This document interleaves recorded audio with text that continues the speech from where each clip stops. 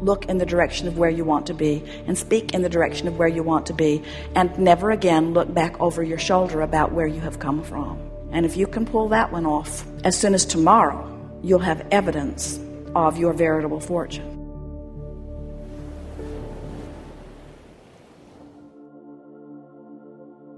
I believe it, and now that I believe it, it's manifesting in my experience. This gathering, we're calling it the art of allowing, but what it really means is the art of telling a different story, the art of telling the story the way life has helped you carve it out incrementally, but telling the story with your words, with your observations, with your expectations, with your vibration.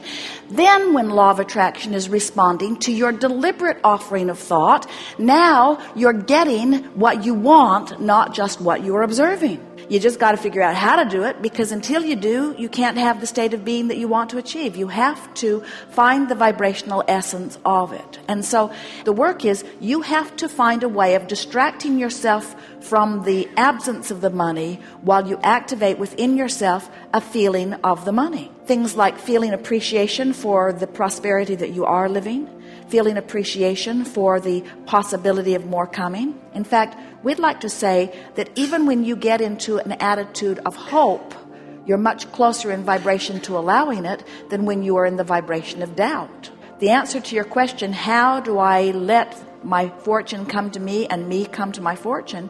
It's by pretending that it's already done, by taking pieces of the fortune and mentally expending it, by imagining how much fun it will be to have it, to enjoy the feeling of relief even before you have the actual reason to feel the relief, by caring so much about the way you feel that you guide your thoughts apart from the reality.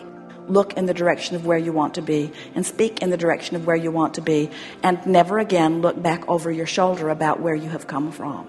And if you can pull that one off, as soon as tomorrow, you'll have evidence of your veritable fortune. Everything that you want that doesn't hold resistance is easily deliverable. All you have to do is ask. It's not a miracle.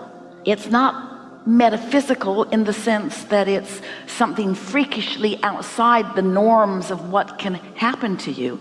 All it is a vibrational awareness that allows you to follow the paths that your inner being is defining to lead you to what you want. Because what you want is abundantly around you. It always has been abundantly around you, but you've been blind to it because negative thoughts keep you from seeing it. Where when the negative thoughts are no longer active in your vibration, the veil, so to speak, is lifted, and you have access to things that you did not have access to before. Someone wrote a book. Esther cannot recall what the title of the book was, but someone had written a foreword. It was a book on prosperity. And in the foreword, the writer was talking about, if you are seeking abundance, if your vibration is clear, that abundance will start showing up, maybe in the form of pennies. And Jerry and Esther had had enough experience with things just showing up, and so Jerry said, well, this will be fun. Pennies will begin showing up in our experience. And sure enough, everywhere they went, there was a penny, then another penny, then another penny. Reach into a pocket that you knew didn't have a penny, and there would be a penny. Pennies, pennies everywhere, pennies, pennies in weird places, pennies, pennies, pennies. It was just really fun. Common, pennies are common, but really, really fun. Never had they had so much experience with pennies. It was otherworldly. Pennies everywhere. Then they got on an airplane. This was about a 3-day penny escapade. They got on an airplane. They were sitting in first class on the bulkhead, and as the plane took off, Esther looked down and could not believe what she saw. 2 pennies on the floor stood on their edges because of the inertia of the airplane as it took off. And Esther said, I'm so glad you are here to see this, because no one would ever believe it. And Jerry said, let's promise each other we will never tell this story, because no one will ever believe it. Whatever is active in your vibration is coming to you. The question is, what's active in your vibration? What you want or what you don't want? What's dominant within you? Desire or belief about what is? You can have it all, but you have the responsibility of focusing it into being. Thoughts are turning to things, and the amount of time that it takes for vibrations to turn to thoughts, and thoughts to turn to impulses, and impulses to turn to urges, and urges to turn to rendezvous, and rendezvous to turn to things. It does not matter what you're asking for. It does not matter what is active in your vibration. Nothing is off limits. If you can dream it, it will be.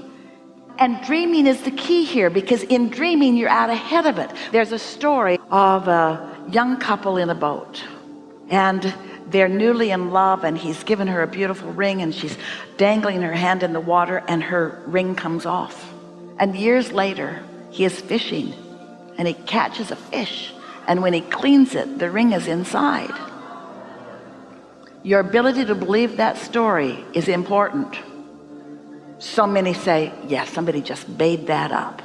Somebody just made that story up to make us believe in things that are not possible. But the law of attraction could send a fish to get that ring and inspire you to be in the boat the day the fish is hungry.